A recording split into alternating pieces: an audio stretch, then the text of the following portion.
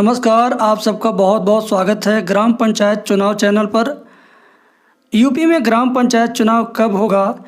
इसके संदर्भ में सोशल मीडिया पर कुछ अफवाहें शताब्दी ट्रेन की तरह से दौड़ रही थी,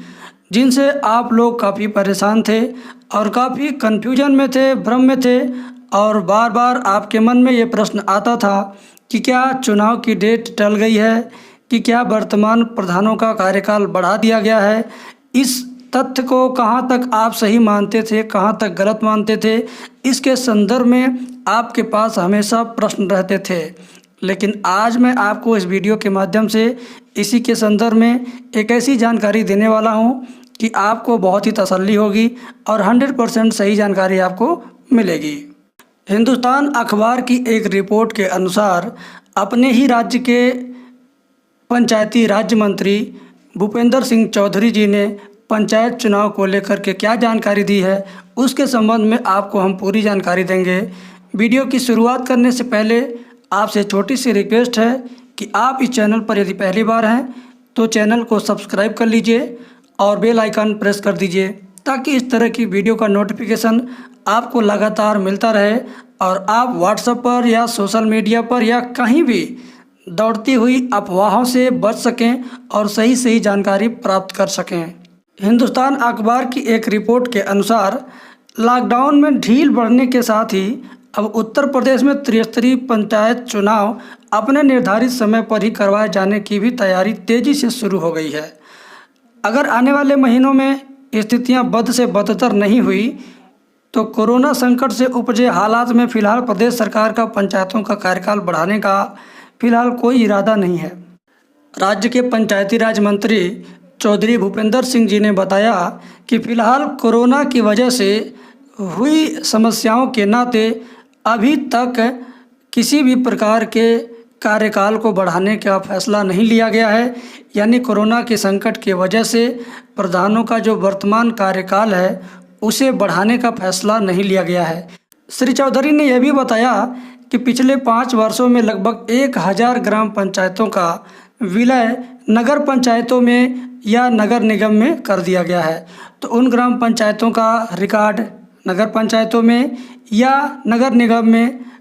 ट्रांसफ़र होने के बाद ही चुनाव की परिसीमन के बारे में विचार किया जाएगा और आप तक सूचना पहुंचाई जाएगी।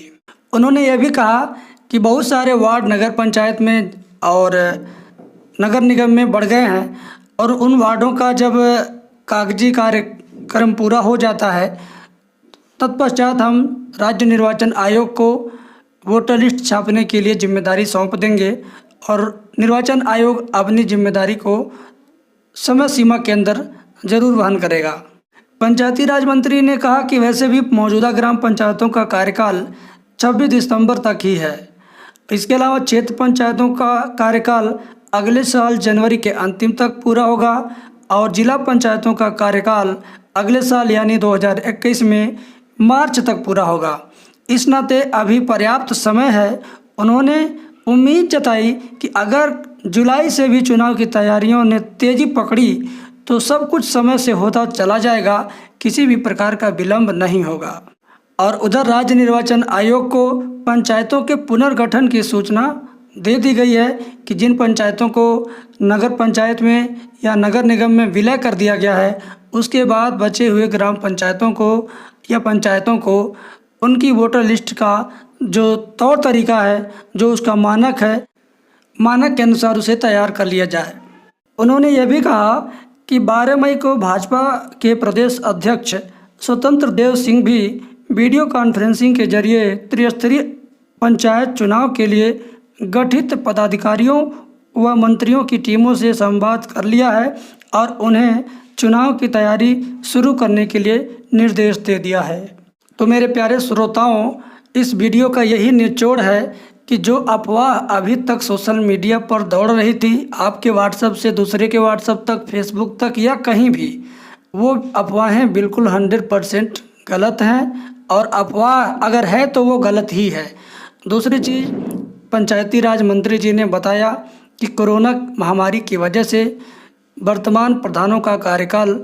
किसी भी प्रकार से बढ़ाया नहीं गया है और दिसंबर के अंतिम तक उनका कार्यकाल पूरा हो रहा है। कोरोना अगर समय से नियंत्रण में आ गया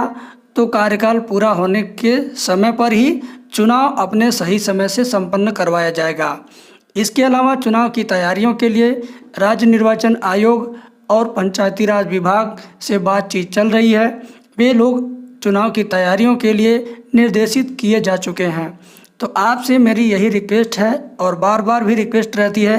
कि आप केवल व्हाट्सएप पर, सोशल मीडिया पर दौड़ रहे समाचारों और किसी भी प्रकार की सूचनाओं पर पूरा भरोसा न करें। जब तक आपको किसी भी अधिकृत प्रकाशन के अखबार से न कोई न्यूज़ मिले, किसी अच्छे चैनल से न न्यूज़ मिले, तब तक आप उस पर भरोसा न करें, क्योंकि ये आपके मानसिक संतुलन को बिगाड़ता है और आपको एक कदम पीछे या एक कदम आगे जाना है, इसके लिए न सोच पाने के लिए मजबूर करता है। तो हमारे दर्शकों से हमें यही अपील है, यही आग्रह है कि आप लोग अच्छे अखबारों से जुड़े रहें, अच्छे न्यूज़ चैनलों से जुड़े रहें, अगर हो सके तो हमसे भी जुड़े रहें। बहुत बहुत धन्यवाद।